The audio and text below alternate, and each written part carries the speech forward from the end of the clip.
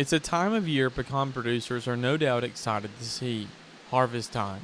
That's certainly the case this year, as what they thought would be a great year with a great crop turned out to be a difficult one, as the weather was everything but ideal.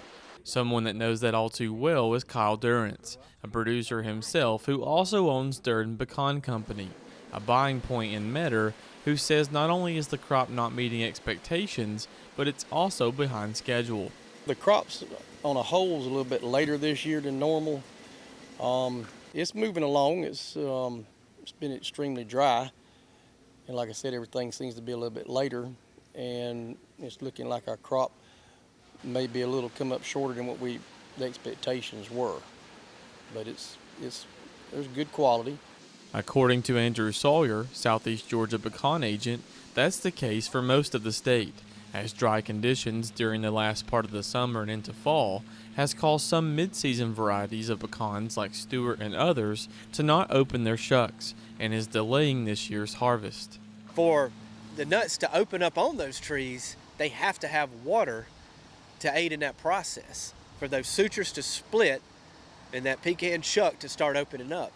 And starting in September, we pretty much went from having so much rain in August to no rain in September and October. The trees are irrigated. A lot of people say, well, they're irrigated, so what's the problem? Well, remember that irrigation is only a supplement to rainfall. And so some of these large trees, it's hard for them to move water to the tops of these trees out to the branches. And so that slowed it down a little bit. Sawyer says that growers are also seeing an issue called pops, which is a developmental problem that's caused from lack of sunlight, which can be attributed to cloudy weather the state saw this past season, and when combined with lack of water, can be quite an issue. Pops like where the pecan cracks and there's nothing in it.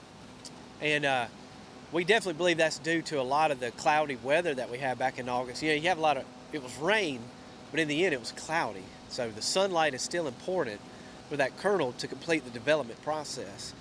And again, you move into a very dry harvest season. And so we're seeing that right now, but these trees need, a certain degree of these sunny days to fill out that kernel. And so this could be a little bit of what we'll see through these mid-season varieties. Sawyer says the shucks will eventually open up, but says the best thing producers can do is press on. We have to have water for those pecan shucks to open up. It's the process of where that suture splits.